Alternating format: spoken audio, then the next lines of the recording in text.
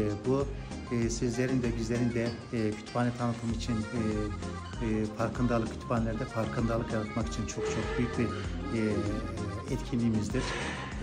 Kütüphanemizde bir gün oryantasyon eğitimi verdik. Çocuklarımıza yönelik, ilkokul çocuklarımıza yönelik kitap okuma saati düzenledik. Ve bu sadece bugüne ait sınırlama değil, kütüphanemiz hemen hemen her gün ve haftanın da sabah 8 akşam 10'a kadar açık olduğunu düşünürsek hemen hemen bu etkinlikleri her gün yapmaktayız.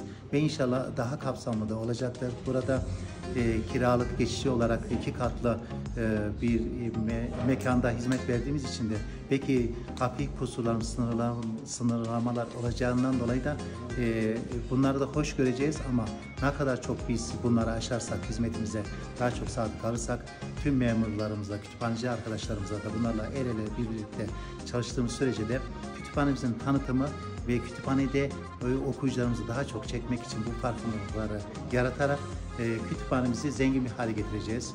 Bugünkü oryantasyon eğitiminde kütüphane tanıtımı yaptık. Kütüphanemizi çocuklarımıza işte kuralları nasıl olur, kitap ödünç alıp verme kurallarımız nasıl olur, haftanın hangi günleri açacağız, işte çocuklardan gelen soruları yanıtlayarak bunları bu şekilde tanıtarak amacımıza ulaştığımızı düşünüyorum.